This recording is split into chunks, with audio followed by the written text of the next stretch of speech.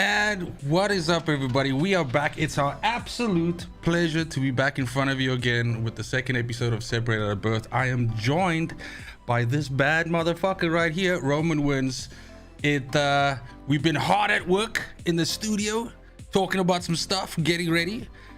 We have a jam-packed episode for you guys today. But first, I'm gonna let my man say what's up. How's it going, dude? How have you been? I'm well. Hello, everybody. Welcome to the Separated at Birth podcast, episode 2, where me and my partner hope to do a deep dive into the MCU and talk about all things surrounding Marvel, geek culture, the movies, how we got into this genre, how we feel about this genre. But first, as you welcomed me so graciously, I am well. This week has been bananas. How is your day going?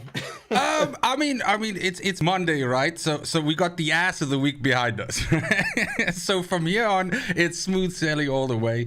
I think I was saying to you earlier, super excited for this week because we get Dying Light 2, of course. Thank God. I'm feeling the coffers are a little bit dry at the moment in terms of gaming. I'm looking for a fresh, something fresh, injected. So definitely looking forward to that. But other than that, I am officially COVID-free since '93, baby. But yes, I don't have this fucking virus inside me anymore, so I can go and buy my own beer. I'm a grown human being, a man that can buy his own beer and pay with his own card. I have reached a new apex in my own, development as a human being. So I'm super happy. I'm sure the wifey is super happy as well. She doesn't have to do my beer runs for me anymore. So, but yeah, man. How'd the weekend round out for you? All good? Oh, the weekend was rough. The weekend was rough. That was a trick question, dog. That was a trick question. 2 back-to-back marathon streams. My liver took 10 years off of my life, but we're fine. We bathed in the rejuvenating waters of the Lazarus pit. We are back. All right, I am reborn. But yeah, as you said, we are in a drought of content. Yes. But it's a bittersweet thing because we're not going to be able to keep up with and churn out product for all of the things that are coming out in February. The thing. 2 weeks time, we're going to be complaining like hell, bro. So yeah, 100%. So I'm going to be pounding out a lot of Red Bulls, coffee, B12 to be able to keep up with all of the new and exciting things coming out in video games. Yes. But we also have a lot of stuff coming out in the world of Marvel. Yeah. And I can't wait to dive into that with my partner today. As always, this is a live podcast. Your comments and questions can be read live on air. Please look in the description of this video and find the Stream Elements support button. Any form of support contribution will get your comment or question read on air. Join in the discussion with me and my partner, and we will take it and we will dissect it and we will talk about it with you, the people. But if you can't support that way, you can always support by doing what you're doing now, watching the video, hitting the like button, and sharing it, hopefully with a friend. You share this with one person, then we just build this thing up, baby. We just build it up. We just build it up like this Marvel slate that we have in front of us for 2022 and beyond. Absolutely. I think it's important as well. I think we might have mentioned this before, right? But we definitely showed our past in terms of gaming and where we come from, just kind of like laying out the groundwork for, how we started, what the genres were that we were really into, where this gaming journey started for us as well. But something that we both also have in common is this extreme love for comic culture as a whole. The characters that are in those, I'm definitely, my preference goes to Marvel, but I'm by no means a Marvel snob. And so even if you take the two main ones off the slate, which is Marvel and DC, I have much love for other, like Image as well, for an example. So I just think as a whole, this is a culture that I also, just as much as I love and my heart lies with gaming culture, it is something that I just love to consume. And so I thought it would be also a good idea for us to just, because some of these things I don't even know about you yet. And so it interests me to understand that what was it a case of, comics found you first, or did you watch shows that drove you towards those characters?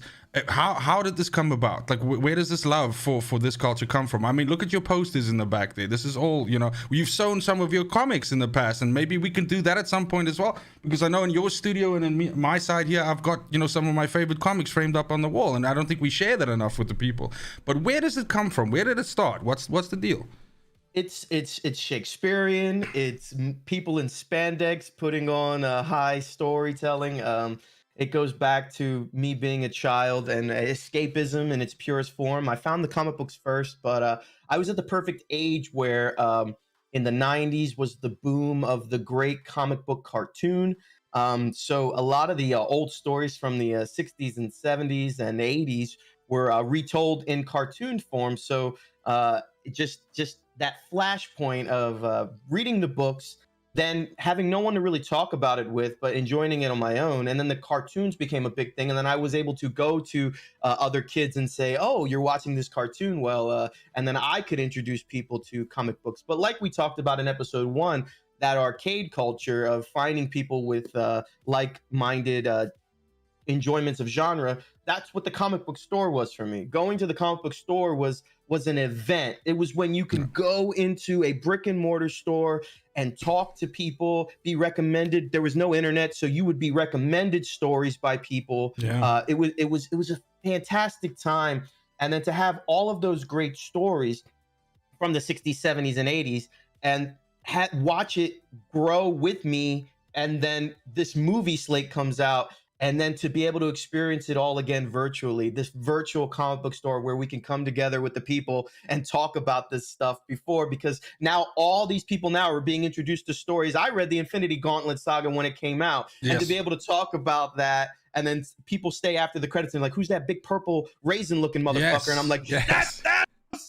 You guys don't know what's coming. Like, oh my God. Yes. Yeah. I mean, that's a big part of it is this ability to almost in a way pre-read things, right? Mm-hmm. And I'm a huge fan of, if we go outside comics books for a little bit, but you know, like having read a book and then sometimes seeing the movie of the book, and if it's done well, right, then it gives you a different side, a visual aspect to the thing that you might not have had. I mean, some of them are done fucking terrible, of course, but that's beside the point.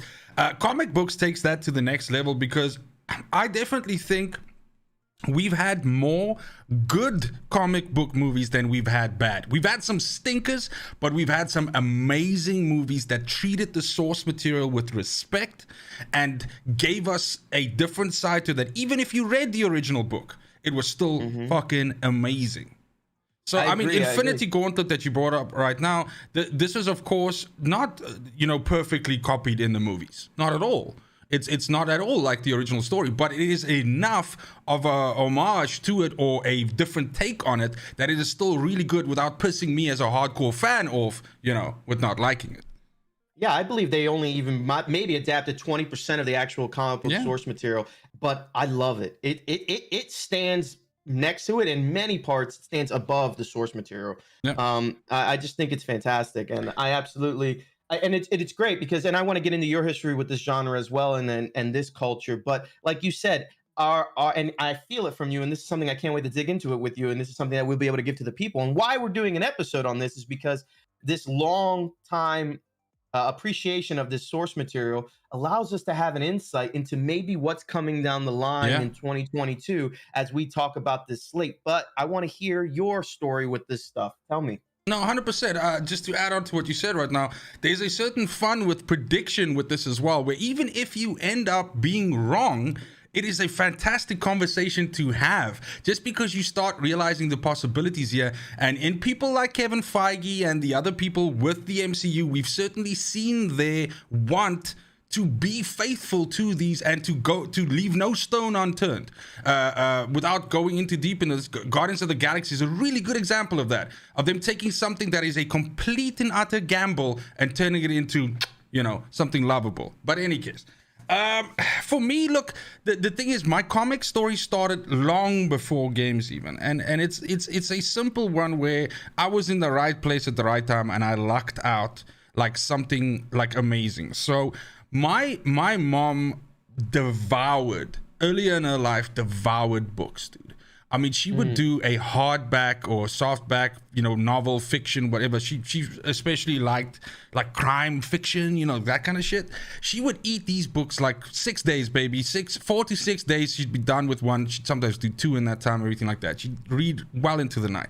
And so because these were so expensive to buy them new in Namibia, we often went to these like secondhand bookstores, and very, very especially there was one right around the corner from my house called Uncle Spike's Book Exchange.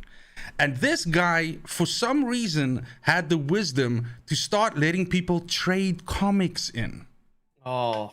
So I would spend, dude, that was like a library for me, dude. Because I couldn't afford them. But I could go sit there, and I was friends with this guy, and he just let me dig through these fucking boxes and read these comics. And they were in tatters, and kids had sometimes cut out pieces of the paper, which would only make me hunt down the originals more, because there was a piece I was missing. Remember, there was no internet. There was nothing like that. So I had to do that. So I was fascinated by this. And this was like when I was 5, 6, 7, 8. This is when this shit started already. So I was obsessed with this place, and that guy eventually, unfortunately, passed away, and his place went out of business and everything like that. But by then, obviously, I'd been buying comics and everything like that. But it always just sticks so close to me, because that was such a weird thing that I'd once gone with my mom to the store, and it became like my favorite fucking thing to do on a Saturday. It's just go sit at this guy's place and just go through these boxes and boxes of comics that have been dropped off there. And that's really where it started. So, and back then, I had no idea of what is the difference between Marvel, what is DC, all of this. Just comics were comics for me, man. And I would often have these thoughts like, why has Superman never really hung out with Spider-Man? Like what's up? Like, why have they never run into each other yet? And like this kind of stuff. And I just, obviously when you get older and you start realizing, holy shit, it's different universes and all this stuff. But it was just, I got lost in those worlds, man. I loved it so much. I would even say, there's a very strong possibility that I have a bigger fondness for comics than I do for games. And that's fucking crazy. For me, it's the same thing. It's a cultural identity. I had a similar situation. My place was called the Fantasy Factory. And my older brother would take me to the Fantasy Factory, and we would do the weekly pull. We would pull a week's worth of comic books from the publishers. Love it. And it was a great time. I was partial to DC comic books. That was my first love. I love DC comics, but it never kept me from always reading and keeping up with Marvel. I love Marvel so much. I love it so much. And but I always, it's like when you're a kid and you're like, it's like the old console wars, Yeah. You aligned yourself with a platform, but you still, people like us, we still dabbled in both. No, exactly. Like, give me any game. Give me any game. I always had an Xbox, but I'm a PlayStation guy. But 100%. And I remember I was obsessed with, my first hero that I was obsessed with was Flash. But I'm talking like Barry Allen Flash. That run, which I think is volume 3, is it's just where he goes up against Randall Savage. Like, that's how the comic starts out, like 1 to 5 or something like that. Mm-hmm. That shit to me, I still have them all, dude, and I have near mint conditions of all of those books, dude. They're my most prized. So I've long since moved on from Flash. Since then we've had Wally West and whatever. But the thing is that shit hooked me, and there was obviously someone else in town who was a fan as well, and this guy would come drop these books off, dog, at Uncle Spike's. So I had to be sure that I was there, because he seemed to always come on a Thursday or a Friday. So I was sure I was there on a Saturday, because he definitely dropped off some Flash and I would pick it up. And I was building my collection of Flash from his collection, and it was the craziest thing. So dude, it's nice when you have, right, in life, and now without getting too philosophical, but a lot of the times you have memories that are bittersweet. They have good things in them, but they also have bad things in them. They also, and I can honestly say that comics, it's a weird thing, but it only has pleasant memories for me. This one, it's like a safe space for me. It's only pleasant. It's ephemeral, because I can pick up a book and smell it, and I know how old it is. Is that you know what I mean? Like, yes. I can tell. I could pick up a comic book. I can see the boxing. I can see the yellow tint. And I was gonna say, you just look for that yellow on the pages, and baby. Yeah. And it takes you to a time and a place. And that's my earliest comic books were X-Men. I devoured X-Men comic books. Those were the first ones that brought me to the dance. I don't want, like you said, I don't want to get too philosophical, but I immediately picked up the different, the other, the civil rights, the coverage. X-Men was one of the most progressive comics you could get at that time, in terms of like trying to show something, to have a message. Definitely. Right. Great comics And to start on. and it was just it was an amazing thing. And then right at the turn of the age, that the X-Men cartoon with that all-time banger of an opening song, like it was just like the perfect time and place for me as being a comic book nerd reading X-Men comic book, then to roll right into that cartoon. It changed my life. It changed my life, and I am so excited that they're gonna be in the MCU. Yes. I cannot wait. Yes. I cannot wait. Because I feel it in my heart. I just like I feel the next time we see the Fantastic Four, I think it's gonna get done right. I feel it in my fucking bones. I'm telling you, like they're gonna not. By the way, Bryan Singer's X-Men. I'm not fucking slating that at all.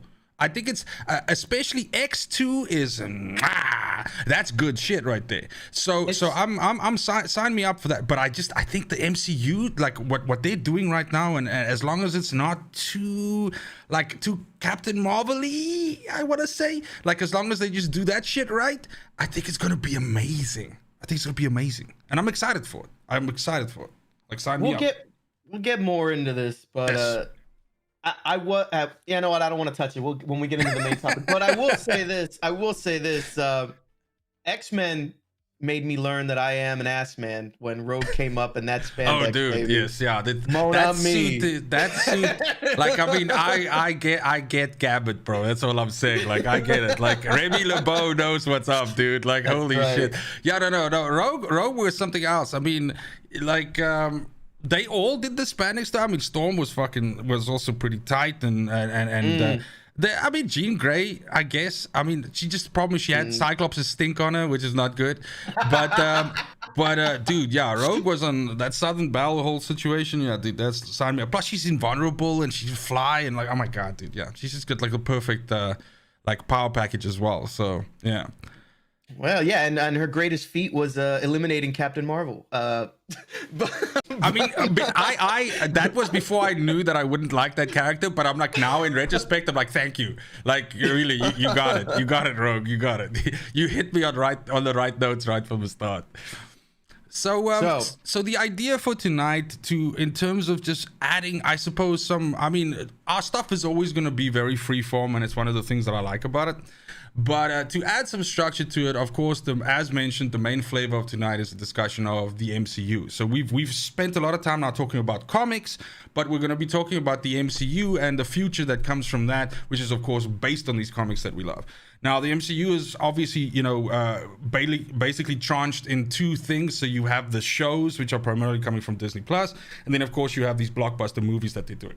And I think a big part of the conversation for me also, what I want to do is I also want to say what I liked from what we have in the past, because we have more than 20 movies is it more than 20 movies in the bank now? Yep.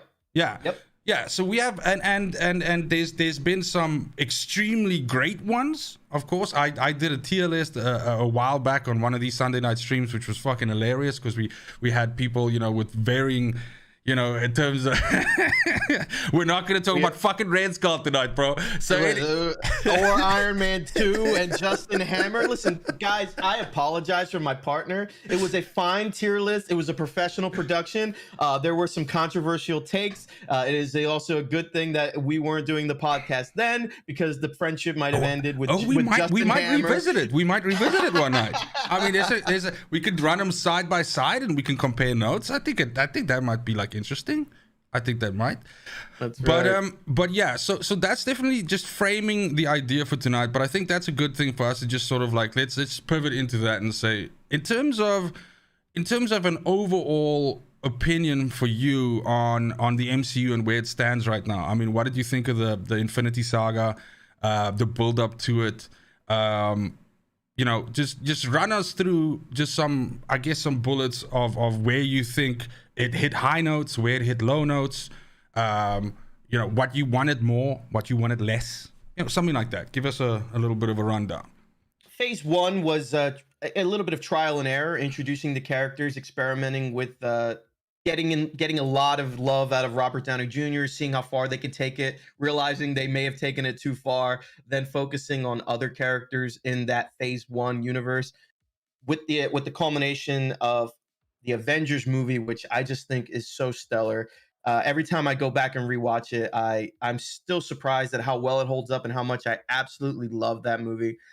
Phase 2, experimentation into genre films with the noir spy thriller of the immaculate Winter Soldier movie, going into your space adventures with the Guardians of the Galaxy films. I thought Phase 2 was just, and then the culminating in Infinity War was just, they were hitting and running on all cylinders in all of those movies. Yeah, it really found its stride there. It really just found its stride so strongly, and I absolutely adore almost all of those movies, even the lesser ones that I don't like go back and rewatch as much, like the Ant-Mans of the world. I mean, they serve their purpose to introduce those characters, give elements to the world, give a power set with the Pym particles and the quantum realm, and then use that to go back into their bigger movies. So nothing was wasted. Was more things enjoyable than others? Yes, but nothing was wasted. They addressed everything. They kept that world building, which was fantastic. And now we're kind of in the dark again. We don't know where they're going. We don't know what is mainline, what is supplementary information,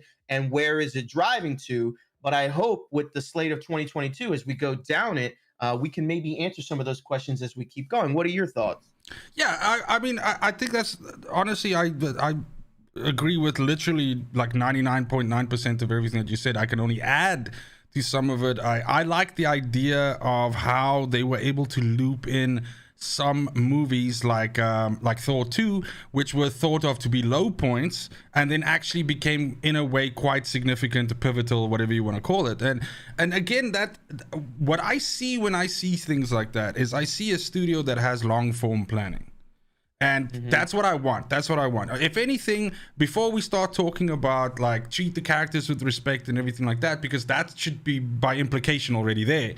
The thing that is most concerning to me and that puts me at most ease is when I see that there's a fucking plan.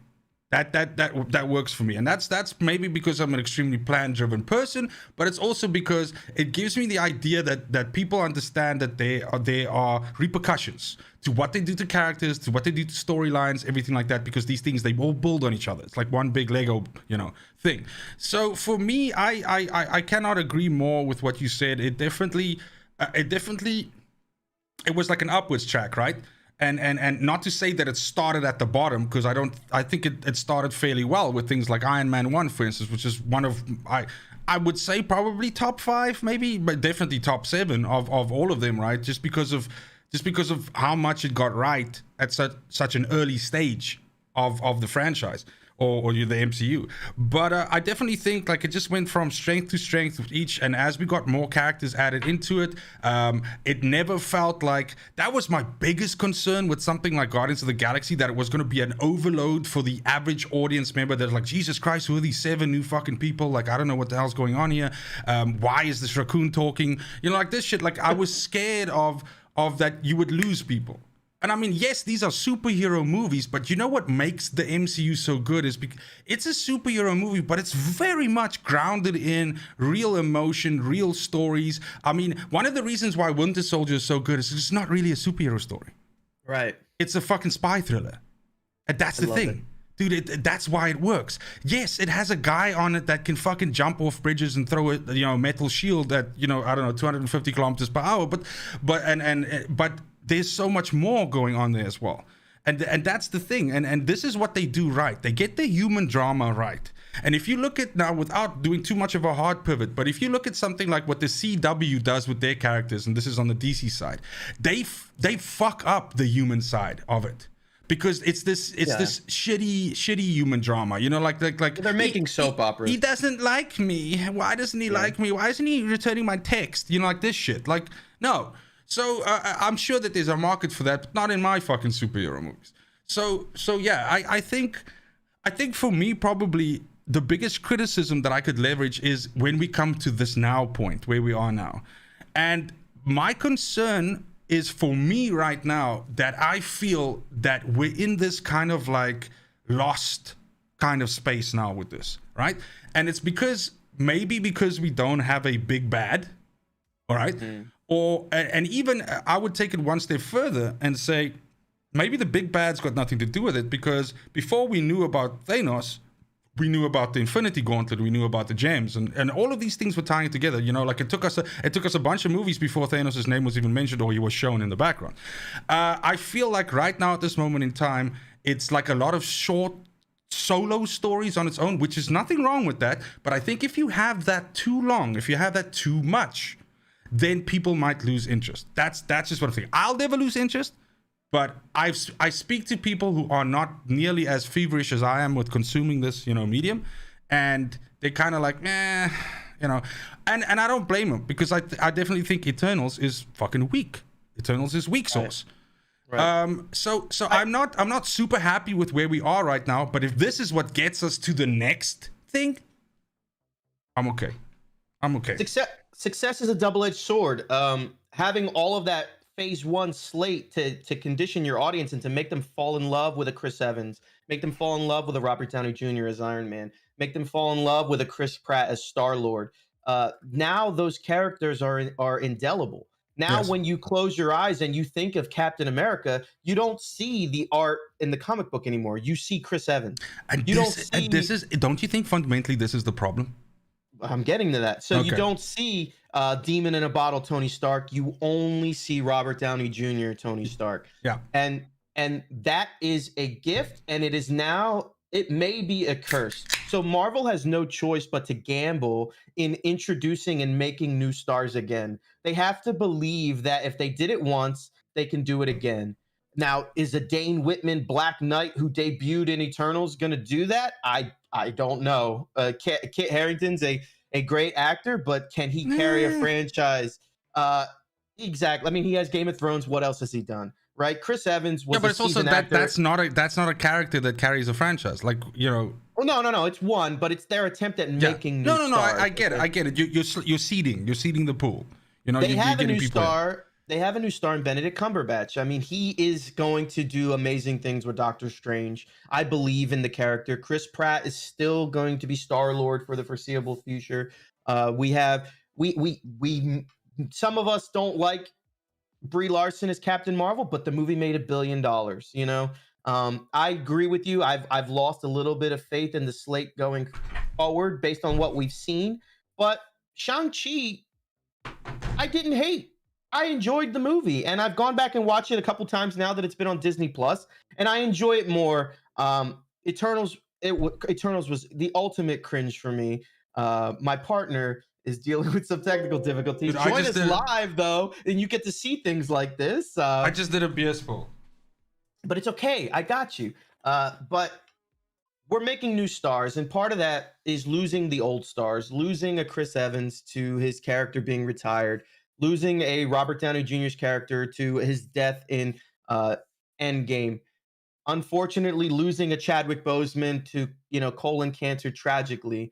Will a Shuri Black Panther be able to carry that franchise, or will they need to do something like resurrect the Killmonger because they realize that they're not making the money that they were seeing before, and using him to be come back as a new Black Panther, or maybe using M'Baku? I don't know. The receipts will tell. We have to see how this stuff goes on.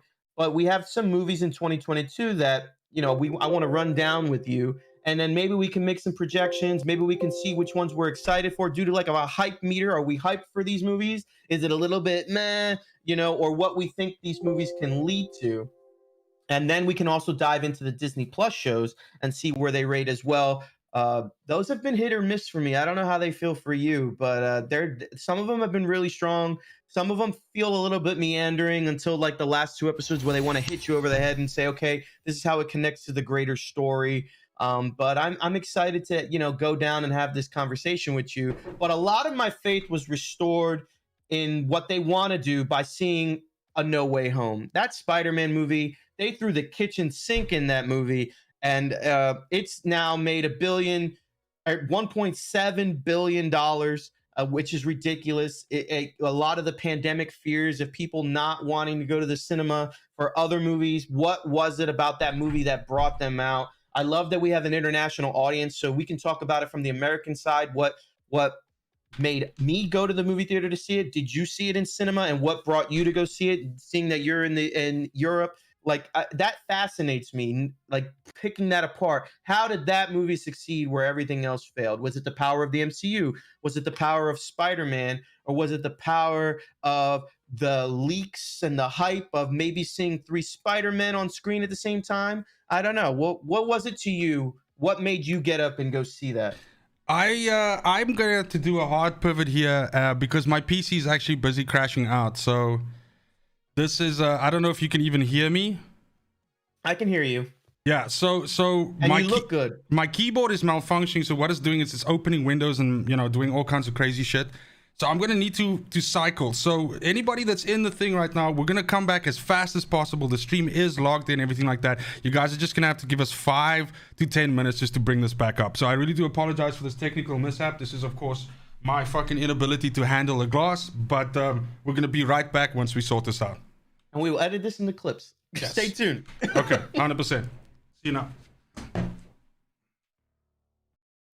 Okay, coming back up. Okay.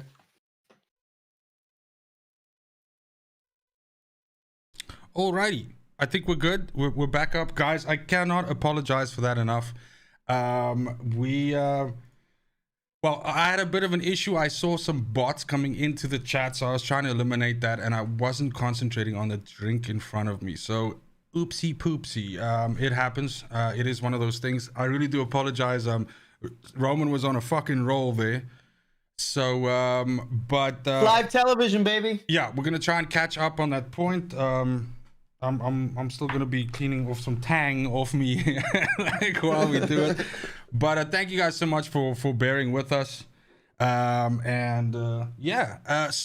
I think basically where the back part of that conversation where you mentioned how the experience was of it coming into the to watching things like that in the cinema and all of that, but just maybe let's just reframe it again, just catch me up with what you were saying, and then we go from there. Yeah, I mean, I was curious because when we're discussing movies in 2022, we have to address the elephant in the room. Is COVID going to be a problem with people going out into the cinema? Because we have Spider-Man that is almost making $2 billion. It is an MCU film. Now, is that indicative of the power of the MCU, or was it something with the leaks of the 3 Spider-Men that were going to be in the movie? I mean, what was it that got you to want to go see that movie? And I was curious to see what the audience, because we have an international audience, and what was it that made them want to see that movie? Because maybe if we can dissect that, we can look at building of future stars in the new MCU in 2022, and will it be as prevalent, or is there burnout? No, 100%. I mean, I think it's indicative of the strength of a character like Spider-Man. I think that's a good point, is the fact that Spider-Man as a franchise, as a name, so I'm not talking about Tom Holland's Spider-Man per se, but just Spider-Man pulls. It's one of those things. It's a strong enough character that people have some kind of an attachment to it. I think it's important to look at the effect that the leaks had, and that's one of the points that you mentioned there as well. And I think this feeds into the whole thing of the pandemic not having people be able to go out and see ads for these movies in front of each movie that they watch, right? And so you need to, and you can only drum up so much interest with big posters up in, like malls and things like that. So you need to kind of still drive this sort of artificial cycle up to hype up the movie. I think it's also a case that we have today with, if we just look at how media works, everything is about the leak these days. And that's not just a movie thing or a MCU thing, anything like that, but there's such a huge amount of attention that's spent by people trying to be the first one to leak something, and so therefore also getting that news out there, but also in us consuming it. I can be the one here that says I try to avoid spoilers as much as I can, but I reach a mood where I'm just like, you know what, I'm gonna go look because I just need to know. I need to know. So I definitely think the spoilers absolutely did help the success of that movie. It's also the movie had a lot of stuff in it which was very juicy to spoil, right? If you look at how it turned out with how it invoked what is the word I'm looking for? Nostalgia, right? And so member berries. Exactly. So I definitely think that helped out a lot. Now, whether that's a thing that they can get some longevity out of, in other words, that just becomes the norm, that for like 6 to 3 months before a movie comes out, you start getting all these juicy tidbits and stuff, or whether that down the line leads to some form of fatigue where people are like, I know everything about the movie already before it comes out. I'm not really interested again. I think there's a fine line there that can be played. And I think if it's not overused too much, I think it's a very powerful tool. Is my honest opinion about it. So that takes us to the first MCU movie of 2022, Doctor Strange 2 and the Multiverse of Madness, debuting on May 6th. There is a powerful leak motif around this movie. It being a multiversal film similar to Spider-Man, there have been leaks of casting things, people that are in the movie, and I apologize to the audience. None of these leaks are verified, so you can consider some of this spoiler territory. Mm-hmm. I won't go into it too much, but take anything about this a grain of salt. But there are powerful leaks out there of alternate Iron Man, maybe variant Iron Man, variant characters of the Illuminati, some leaking of certain characters that may be in this film. Now, do you think this is part of that leak culture that you were talking about, people wanting to be in the scoop business, or is this possibly an artificial leak thing to get excitement built up for this movie after seeing the success of a Spider-Man? Yeah, the thing is, it's two different kinds of leaks here, right? Because when we're looking at what Spider-Man was, it was leaking towards movies that had already been, and their inclusion. And in many ways, Spider-Man was, again, without trying to spoil anything, so I'm not going to say any names, anything like that, to anybody that maybe hasn't seen it yet. I'm very respectful of that. But the point is, it was very much a Sony Pictures homage. It was very much about what the Sony Pictures had accomplished with that character. That's really the point. So for me, it's different now when we look at what might be represented by something like Doctor Strange 2, because the point is that's looking forwards and not backwards. So this could be very well the vehicle that gives us the next, number one, the next big bad, but also lays the groundwork for characters and like a new Iron Man, for example, and like a female Thor, and like a different Captain America, for example. It could lead to, or maybe different teams that we hadn't seen yet. So like you mentioned, we're talking about Mariner, being part of that, so that can give the whole Atlantean saga like a break into that, because he's of course in the Illuminati as well. And then some other teams which we might have seen in the past, like Fantastic Four, getting their thing. So it is. I think it has to almost be done this way now, because the point is, I think by itself, if you ask a dude off the street, are you excited for Doctor Strange 2? Then I'd be willing to wager that 50% of the answer you're gonna get is, I like the character, but it's just like I don't know a lot about Doctor Strange. It's kind of like a little bit weird. Like I'm just waiting for the next Avengers, something like that. But if you tell that same person, listen here, this is Doctor Strange 2 and it's his vehicle, right? But you're gonna see the next big villain in this, and you're probably gonna see like our idea of what the Fantastic Four should look like, and this and that, and you tell him that shit, or you tell him like the villain's gonna be in there, that's basically gonna be the next 10 movies, then the guy suddenly that jumps up that interest. Yeah. Hey, did you hear that rumor that Tom Cruise could be a variant of Tony Stark as Iron Man in this movie?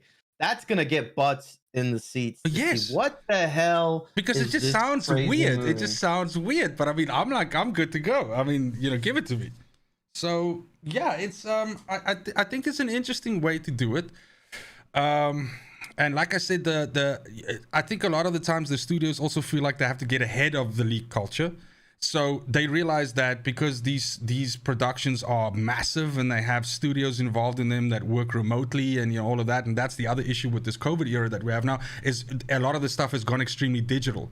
So that just means there's more people that can see it, there's more people that can leak and anything like that. So maybe the studios, they hedge their bets, they play it safe, and they leak just enough so that it's not enticing for these people to leak these things. Maybe, I don't know. It's an interesting thing because in the wake of the lawsuit that Scarlett Johansson filed against Disney with Black Widow not going to cinema and being only on Disney Plus day and date, well, it was a multiple release. It was day and date in cinema and on Disney Plus. That's right. They estimated that the movie lost $600 million to pirates because when you release it on a digital platform, it can be easily torrented and then shared out to everyone. But Spider-Man debuted in China first, internationally first. It didn't open in China, and it was available on every site, but the movie still made almost $2 billion. Yeah. If your product is good, people are going to want to go see it. And if it's not good or they're not as interested, they may be more willing to bend their morals in this tumultuous time.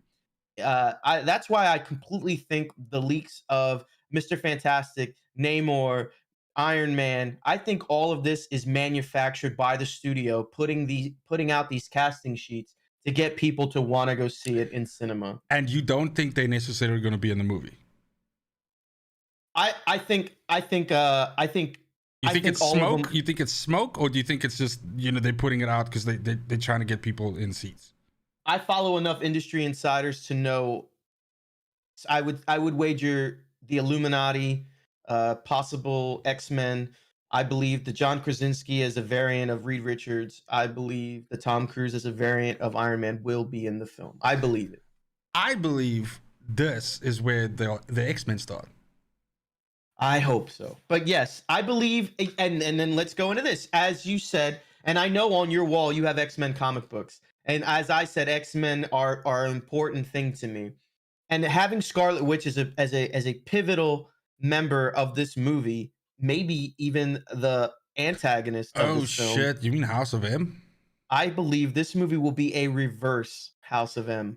I believe so this movie will brings it's like no more mutants, instead way more mutants. Yes. So, and for all the audience who maybe have not read House of M, and the premise of it was Wanda suffered such mental anguish over the course of her life and her loss and losing her children and things like that. She blamed all of it on mutants, like being a mutant, that mutant world, all the trauma of being a mutant. And she used all of her power to whisper, no more mutants. And it eliminated all mutants from continuity. Coincidentally, it was when, Fox was producing X-Men and they weren't part of the MCU anymore, but it was a clever vehicle to eliminate mutants off the slate. I believe a great homage to that comic book would be to do the reverse. And for her, as a way to get her children back, will create the mutant gene and will get her brother back. Get her brother back. And get her brother back. Yeah, and I mean, what a great way of, exactly like you say, you can use words like homage and everything like that, but what a great way of including an extremely, I mean, many people will say that House of M is basically a catalyst to, X-Men comics are in a very good place right now. I think the whole Krakoa, this island is probably the strongest, and that's Grant Morrison, if I'm not mistaken. It's the strongest representation in terms of like good story writing that we've seen in the X-Men in a long time. Like we went through some bad shit like in the mid to 2012, 13, 14, which wasn't that great, but it's like in its best place right now, and it's telling like some really, really powerful stories with like a very strong message. And a lot of people, myself included, feel like what got us to that was the things that were set in motion by House of M. So that being said, I think it's a fantastic way to not, because House of M is really complicated. We really simplified it now extremely. Yeah. So and again, that's what the MCU is all about, because you gotta get us comic nerds, but you also gotta get people that go, bro, I don't have time to read fucking 4,000 pages, dog. Like I just give me the hook, and the hook of House of M and what it represents, or reverse House of M, like you're saying, is great. It's a great hook. So it works. So now the problem comes, the counter argument to what we've been saying about Doctor Strange 2, and that is, how full do we want this movie to be? because that's the other thing. Some would say that Spider-Man was a little bit too full, right? And what we're talking about right now is Spider-Man on fucking crack. It is a lot. I mean, if I haven't actually sat, that's a great question, because I haven't actually sat with it. It on the surface from the trailers, we have a variant Doctor Strange, we have a variant Baron Mordo, and we have the multiverse of madness. We have demons that look like Shumagorath. We have a lot going on the surface. It's insane. They haven't even touched in those trailers what is going on with Wanda. Why does he need Wanda? What has Wanda been doing with the Darkhold this whole time? Yeah. Has she lost it trying to get her children back, looking through the multiverse? And then to hear these rumors of variant Iron Man, variant Reed Richards, variant Namor and Atlantis, and the Illuminati and possible X-Men. How do you get all of that in one movie? Yeah, but it is a very important movie out of the gate. Yes. To give people the hope for Phase 4. So it could be that branching movie that just gets everybody to believe in these next movies that are coming down the line. Yeah, I think I think the main thing that we can, without even diving into these other details, is the main thing that we can really agree about is that it is an important vehicle that gets us to the next thing. That is the unfortunate mantle that this movie has to bear. Spider-Man was not it, because, like I said, Spider-Man for me very much was like putting a cherry on the whole Sony production of that character, and rounding out all of those characters that we saw in the previous Spider-Man movies. So that was about looking backwards. Now we have to look forwards, and the thing with the multiverse means you can do shit that doesn't stick. So you can do things that you can just retcon like fucking immediately, because it's the multiverse. And so, you can kill characters. Correct. You can go apeshit. You could. What happens if what we're seeing right in the trailers of fucking reverse Doctor Strange is actually how that movie ends, and he replaces Doctor Strange going forward, and he's like this enemy seed in the team that nobody knows about. Like there's spins on this shit, right? But the point is that, again, it just leads to how important this movie is, and what is. Oh my God! I just thought of something. Go on. Okay.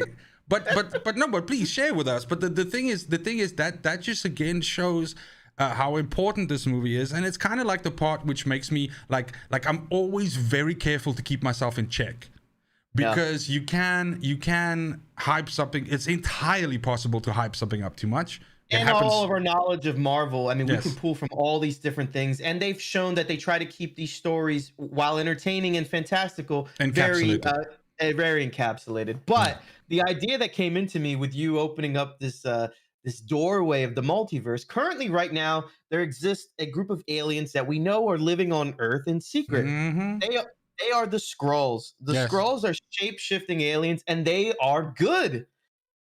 Classically in the comic books, the Skrulls are an evil race. They're terrible. All exactly. Right? Yes. And we have on the slate Secret Invasion. What if the evil Skrulls come in from the multiverse through Doctor Strange 2?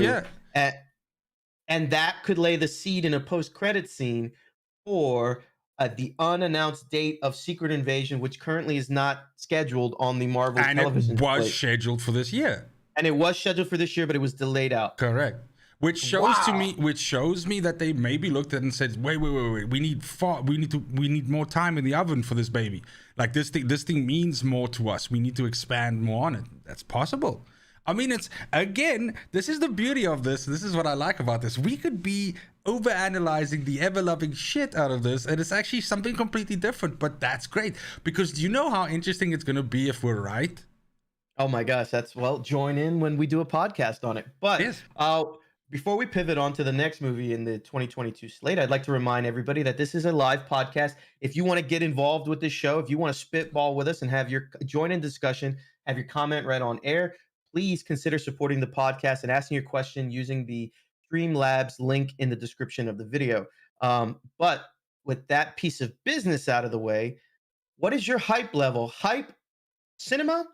Hype Disney Plus, or pass on Doctor Strange 2? Cinema, man. Cinema Yeah, for me too. Yeah, that's cinema for me. I'm a huge fan of the character.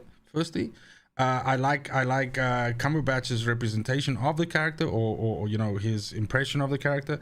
But mostly, I think it's going to be a big one. I have you could separate my anxiety about the movie and my want for what it can be out of the thing completely. I think it's going to be a big deal. And I want to be there for a big deal. On July 8th, 2022, we get Thor Love and Thunder.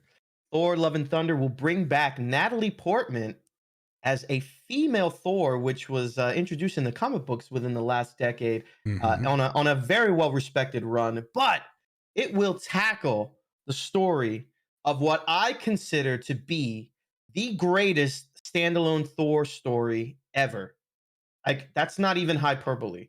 Like, I believe the Gore the God Butcher story is my favorite Thor comic book run ever. And to have an actor of the prowess of a Christian Bale playing Gore the God Butcher in a Taika Waititi film. That's it. You said the most important part right there. Taika Waititi can do this.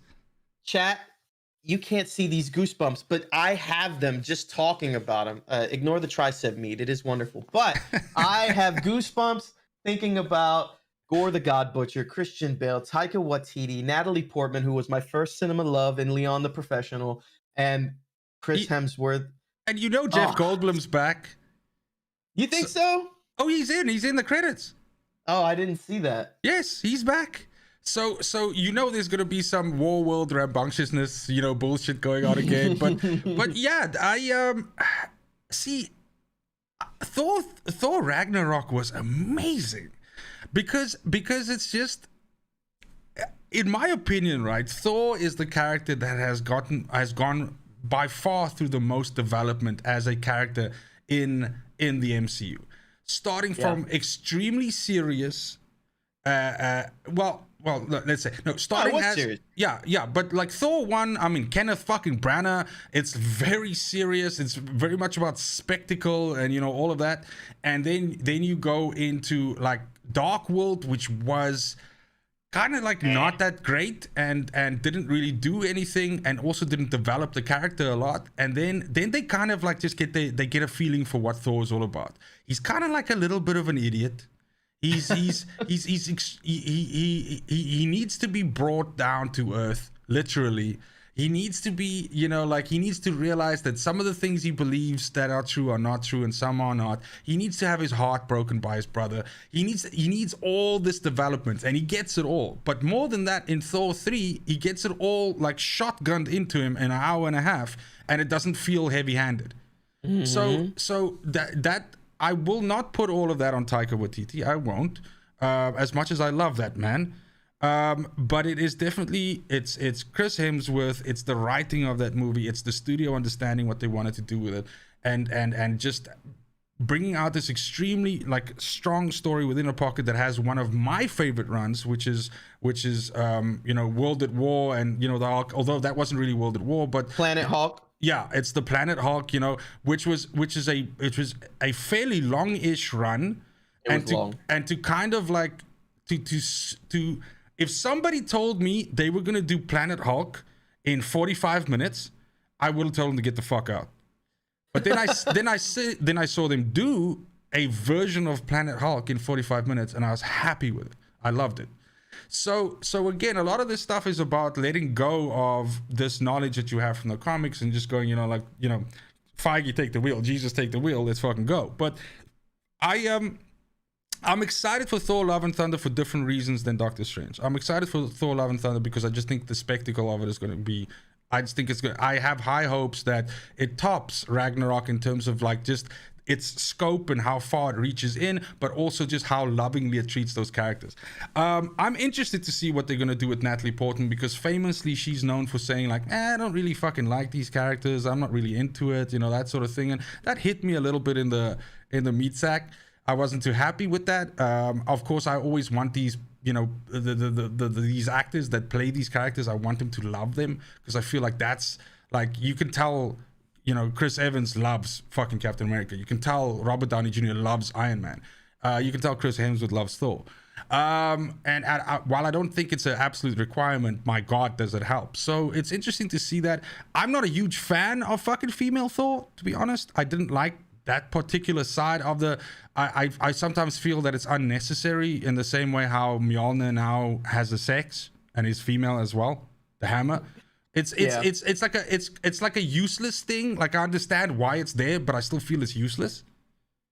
So, I think there's some interesting things that they could do with it, especially because I don't know what your familiarity is with the Gore the God Butcher storyline.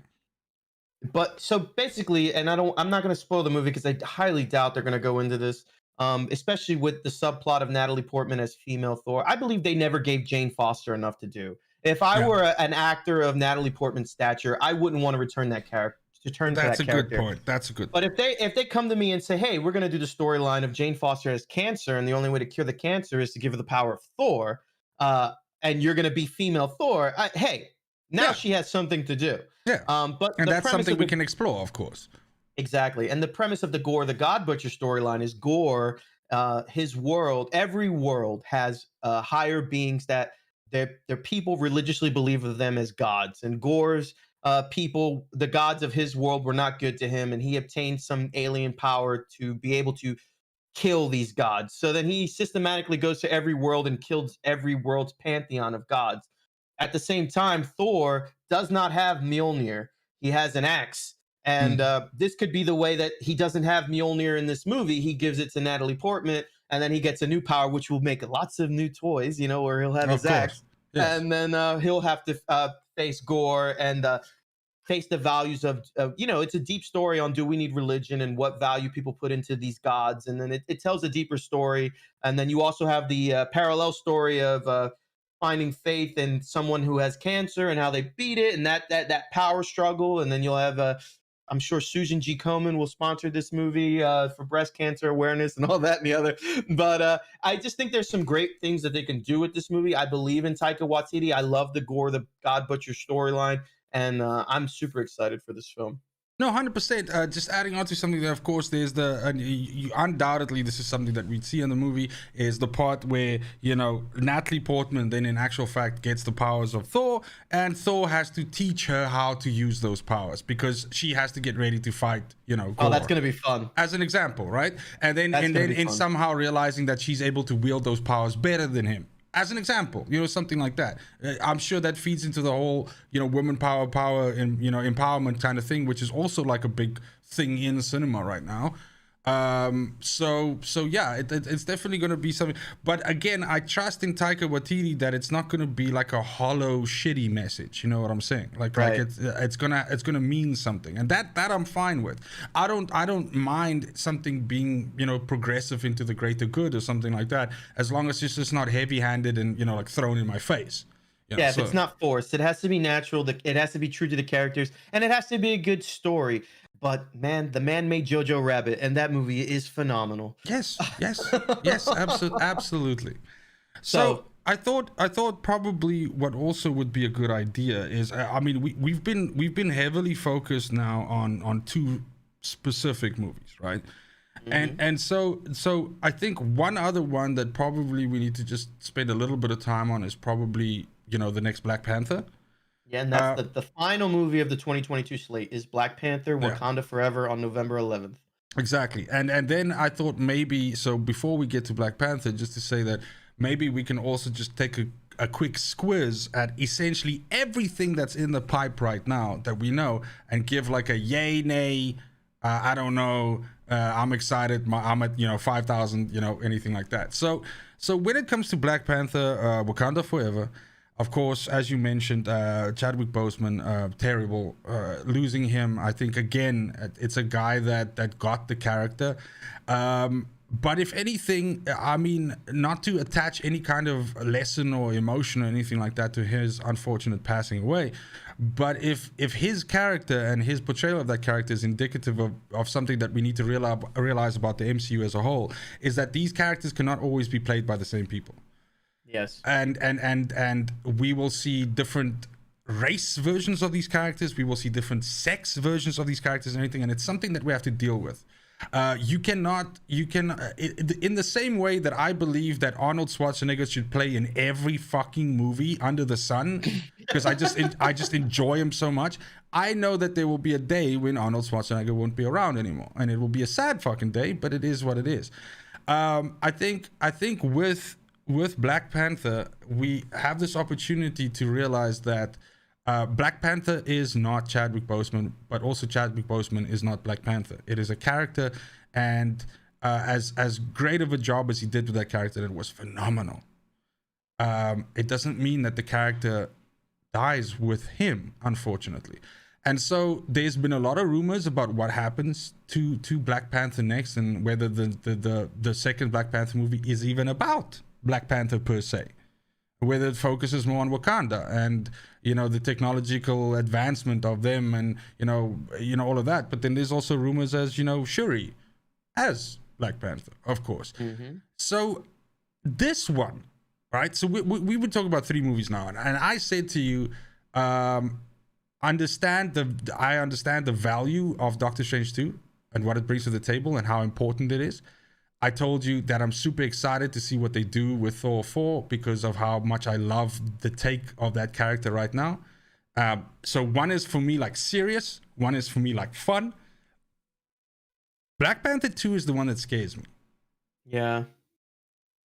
Black Panther 2 is the one that I am concerned about what that movie ends up being, basically. Yeah. What I've learned about the filming of Black Panther 2 is that they will have a funeral for T'Challa. They will. I don't know how they're going to do it, but they will formally put T'Challa to rest. Okay. What that means and how they get there or how they explain it is going to be interesting, because you essentially have to make your movie around that. And Shuri, the actress, was a fine actress, but can she carry a franchise? I don't know. But the only thing I wanted to be able to, but that there's a we don't know. We don't know. We don't know. But the only thing that has me excited for it is the character who is my name backwards, Namor, is Roman, is Atlantis will be introduced in Wakanda Forever. It will be a take on essentially an underwater Aztec Mayan world. So, and it will have a lot of Latin representation for that underwater empire as it goes to conflict with Wakanda. So is that enough? There's so much at play. I love Ryan Coogler as a director in his other projects. But to me, this is a wait and see. This isn't I'm going to run out into the cinema. I really need to wait and see the reactions to this. It's not a day one for me, unfortunately. Yeah, I mean, I'm a bigger fan of Black Panther 1 than you. Yeah, exactly. That's point number 1. But then the other thing as well that's probably worth mentioning is that is this movie putting T'Challa in the ground and then just laying a whole lot of foundation for Atlantis being a bigger part in the coming, like the actual conflict doesn't happen in this movie, but heavily is emphasized that Atlantis is a problem, like this sort of thing. So and then it kind of falls flat in a way, because while it has this very beautiful side of laying Black Panther to rest, it doesn't really build a lot upon that and doesn't give us anything more than that, except hyping up Namor and Atlantis. So it becomes world building versus an action movie that you want to go get excited for. Exactly. And you have to also look at this year as a whole, and then think it kind of maybe makes sense that it's that way. One movie is about setting the tone. One movie is just a fun trip, and then the other one is about building the future. And whichever one of those 3 ends up being the one is the one. That's the thing. So I'd love to be not wrong is not the word I'm trying to say. I'd love to be pleasantly surprised, but I'm concerned at the moment, is what I'm trying to say. So those are the movies for 2022. Yes. So hype day 1 for Black Panther, hype Disney Plus, or wait and see? Wait and see. I gotta go with wait and see. Yeah. All right. So now, while all these movies are coming out, these 3 movies coming out in 2022, we have 1, 2, 3, 3 and one possible fourth show coming to Disney Plus in 2022. Now, I don't want to do a deep dive like we did into the movies, No. but we'll run down the list of the shows when they're launching, and then you give me a couple quick points on it, and then I'll go back with them. So first out of the gate, we have Moon Knight in March 2022. We have Miss Marvel in the spring summer of 22, She-Hulk fall 22, and Secret Invasion possibly, but it looks like it's going to fall off the 2022 calendar. What's your most excited one? And then go down, and what's your least excited one? Okay, so you had Moon Knight, She-Hulk, and Miss Marvel. Miss Marvel. Okay, easy. Least excited Easy, about Jamal. easy claps, right? Least excited about Miss Marvel. I'm sorry. I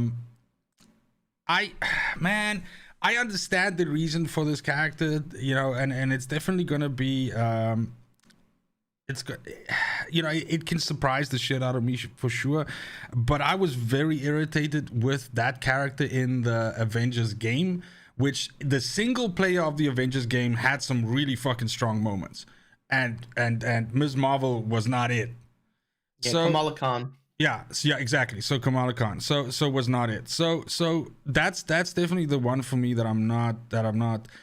Actually, I mean, I'm gonna be honest with you. I don't have super strong like oh my god feelings for either of these three. To be honest, I think Moon Knight is my god. I mean, it has the chops, though, right? You got Oscar Isaac, you have Ethan Hawke. I can watch Oscar Isaac read the phone book, dude. Yeah, 100%. As an actor. Yeah, 100%. There's a small thing in my community of comic book friends.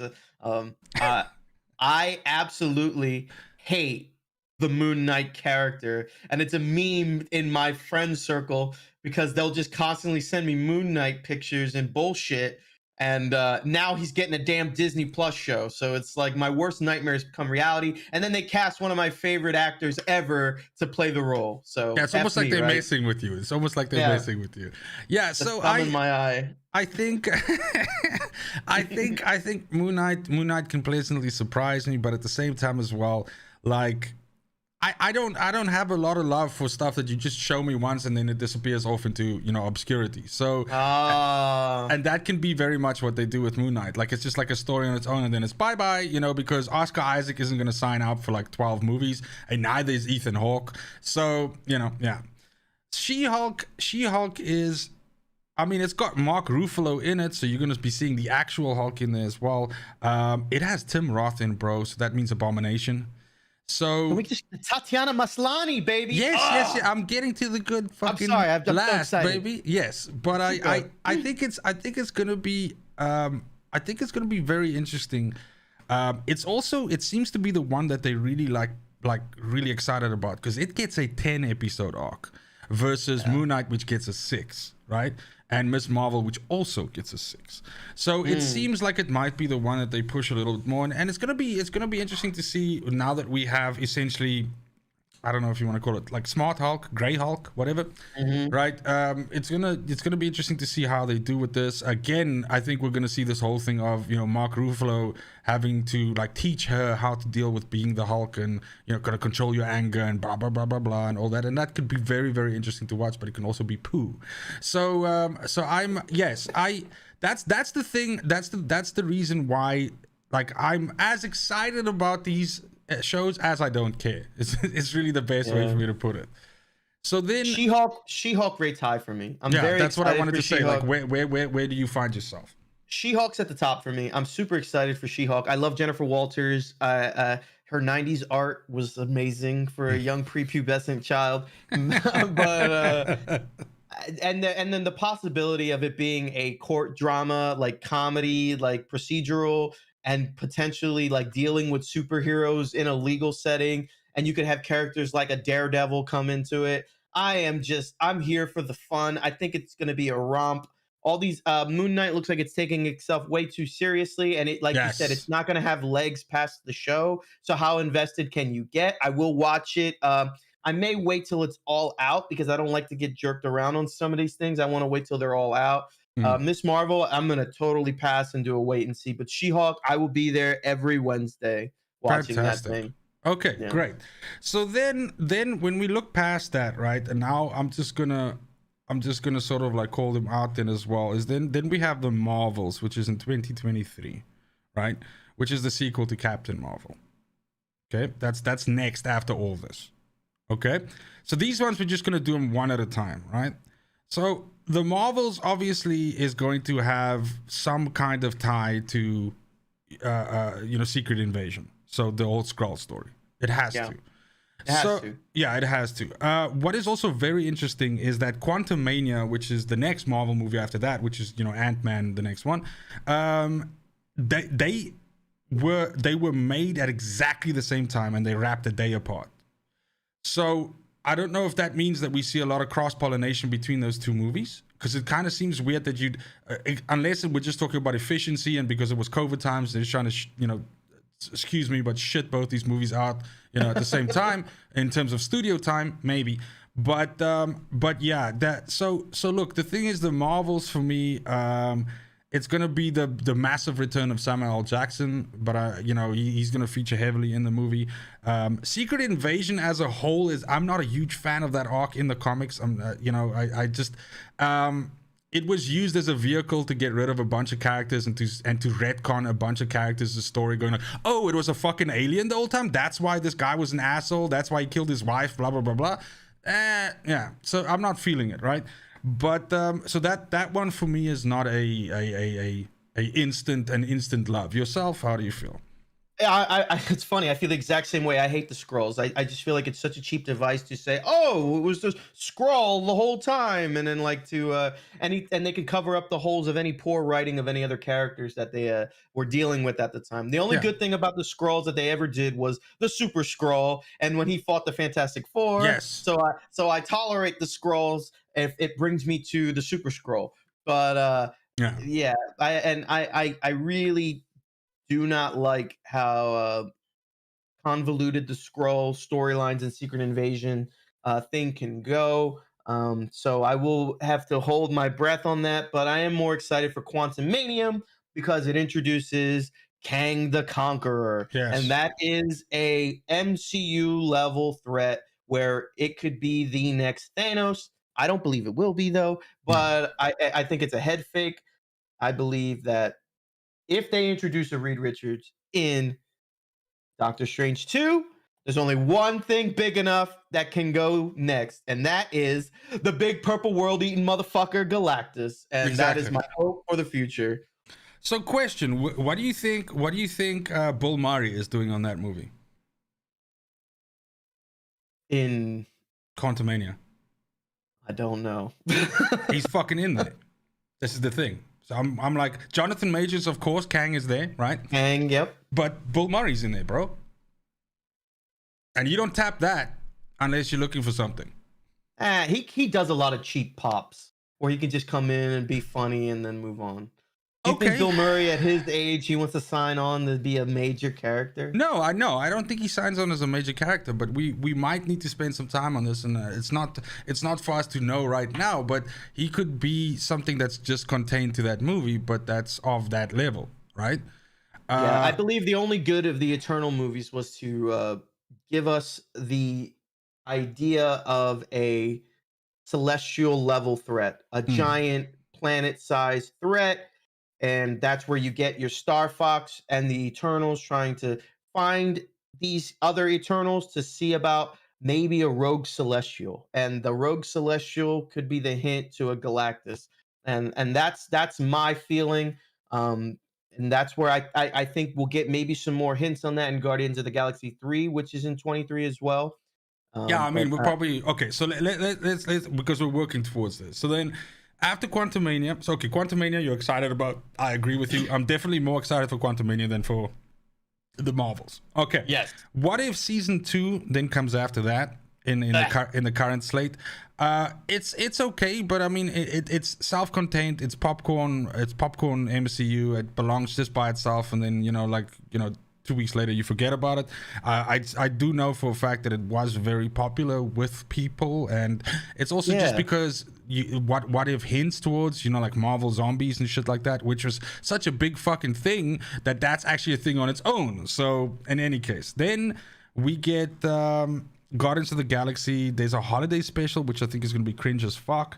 but then we get Secret Invasion, which is the actual series. 6 episodes. Again, scares me when you tackle something like, as much as I hate how heavy-handed Secret Invasion is, you give it 6 episodes on Disney Plus. I don't know. I don't feel it. So it's, I don't know what they're gonna do with that. That's of course Emilia Clarke, Samuel L. Jackson again, Kobe Smulders is in it. So it definitely, I think what they're gonna do with this is they're gonna wrap up all of Samuel L. Jackson's lost time. So it's not current. Your tenor, I really feel that you're like, now you've become kind of like picking your spots.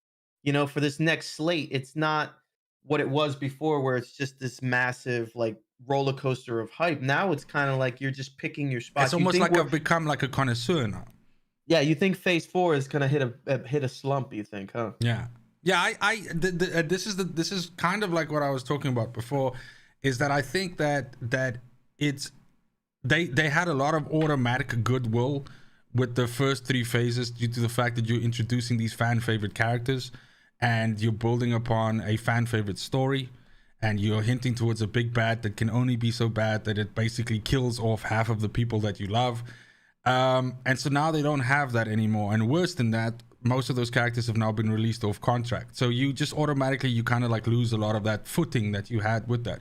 Not to say they can't get it back. And by no means am I trying to be some kind of like MCU naysayer here and saying like, it's never going to be as good as the first movies. It's not what I'm saying. Not at all. But it definitely seems like it's in a bit of a slump right now.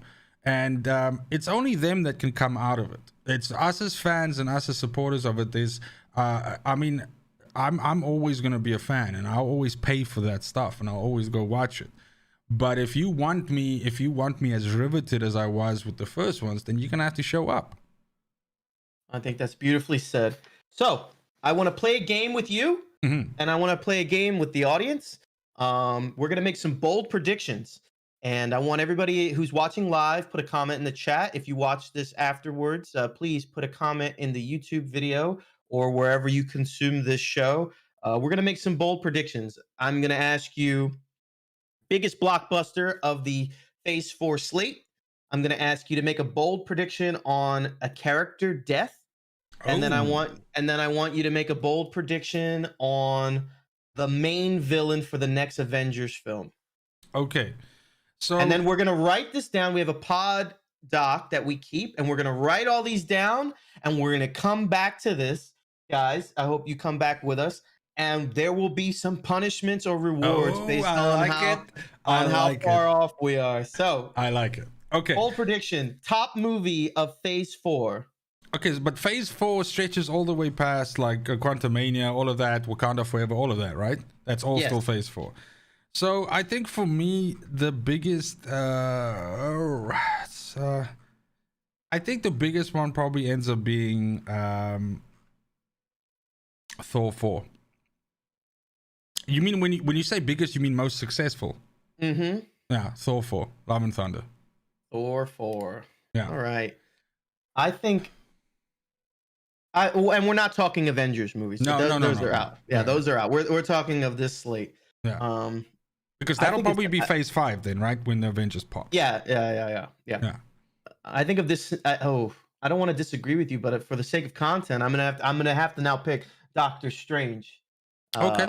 2 in the Multiverse of Madness, I believe. But if you picked first, would you have maybe gone for? I would have gone Thor. Okay, interesting. Okay. I would have. Well, this way, Thor. one of us gets punished and one of us is right. I guess we'll That's see. The beauty of the show. That's the beauty of the show. All Okay. right. Bold prediction number 2. Pick a character death. Okay, this one you go first, so that we keep so that you don't accidentally get locked out because of something I Typically, I like to vote with my mind and not my heart, but on this one, I'm gonna vote with both. Captain Marvel will be eliminated. Dude, I would have just hate picked her just because I just want that to happen. Is it too late for me to say Black Panther? Ooh. Well, that doesn't count. That's what I wanted you to say. So I don't, and of course I'm trying to also answer this question without remembering in the back of my mind as to who's still under contract and who isn't, right? Yeah. No. So I'm trying to not spoil it that way. So I think, man, I think Thor goes, bro. Ooh, that's a bold prediction. I think Gore kills him, and that's the final thing that Natalie Portman needs to defeat Gore.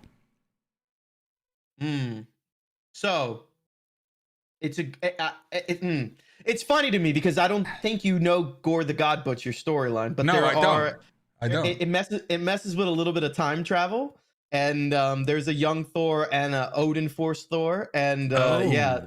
Okay. So you may not be wrong. Dude, you heard it here first, baby. Let's go. Oh, that's a great one. All right. Okay. Next bold prediction. Who it will be the? So we named 2 possible people, but one may come before the other and push some things down the line. But who do you think will be the next major MCU level threat villain? Who will be the, because they'll probably split this Avengers movie up into parts or things like that. Who do you think will be the first one that they have to team up to deal with out of the gate? Bold prediction. The first one that they have to team up against out of the gate. Wow, I have 2, and I just have to figure out in my head which one I want to pick. I have to say I agree with you that Kang's not. I don't know, dude. I put huge stock in this evil Doctor Strange fucking theory of mine, but I think probably the first big bad that they have to deal with is. Can I ask you a question which will affect my answer? What do you think? So Galactus has heralds, right? Like Silver Surfer. Yeah. I didn't even think about this. Yes, go on. Okay. So what do you think? I mean, I'm hitting this from like a complete and utter, imagine they go this route. But what do you think are the chances of That's what bold predictions are for. Of Kang the Conqueror being a herald? Ooh. I'm just asking. It seems alien as fuck, but that could be a great thing. I mean, essentially, they did that in Avengers 1. Loki was essentially a herald for Thanos. Yeah. So that's a brilliant point. So that's why I'm taking Jonathan Majors. I'm taking Kang. Kang's the first big threat. Wow. That's awesome. I didn't think about that. That's what makes this fun. That's what makes it a bold prediction. I think that extra little bit of information could be a bonus point that puts you over the top. So I think that's fantastic. I didn't think of that. I think it's fantastic. You fucking broke my mind. You broke my mind. That's fantastic. We are going to be continuing this discussion down the line. Yes. Okay. There's gonna be a lot. Well, I think evil Doctor Strange will be the first out of the gate. Okay. That was my second one. I don't think What If is just a popcorn, then forget it. I think that they will use What If to make it important. I think they will use something from What If to be a part of the major storyline. So that way they can make people invest in What If Season 2. Because What If will have had ramifications. And the biggest ramifications of What If was Sorcerer Supreme, Doctor Strange, evil fuckboy. Yeah.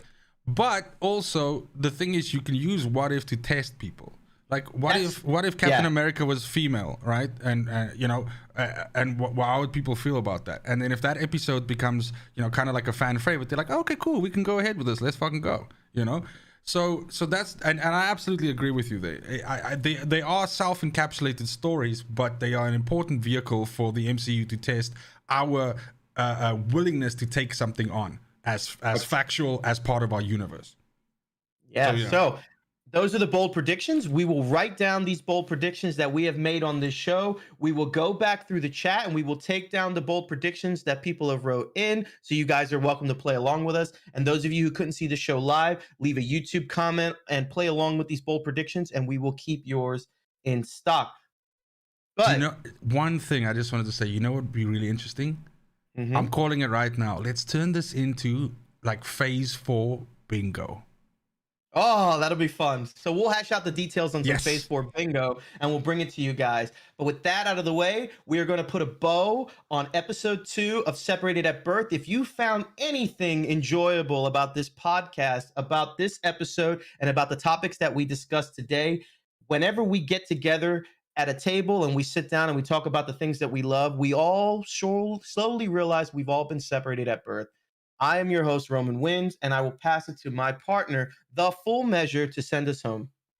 I couldn't agree more, and I really do appreciate that amazing sign-off right there. Roman is 100% correct. We are separated by geography, and we are separated by space, but we're always on the same mental wavelength, and that is truly one of the things that I just enjoy so much about this journey that we've embarked on, and this time that we spent together, because while we have all these things that connect us, the other thing is we get to explore just how much they connect us. And that's definitely a big part of this vehicle for us here. It is definitely exploring our friendship that is blossoming and that is growing as it is right now, but also about this lovely connection that we have with the audience and bringing it all together. So again, from my side as well, and without any further ado, I want to thank each and every one of you for spending the time with us and for taking the time out of your evening to listen to two nerds talk about the things they love. But I want you to have a fantastic weekend. Week. We've killed the worst day possible, so what lies ahead of us is just cream, baby. Have a fantastic time, and please go ahead and check out our separate platforms. They're also linked in the description. Roman has recently decided that he probably is going to make his home, I don't mean to speak for you, dude, but probably going to make his home on YouTube. So I'm super excited for that. That's going to make the collabs even more tight. But definitely go show my boy some love. Go check out his channels. Obviously, you know who I am. I'm The Full Measure. You can check out mine. But more importantly, we'll check you on the flip side. Take it easy. Take care of yourself. And be well. Cheers. And now I need to find the exit. Cheers, everybody. Take it easy.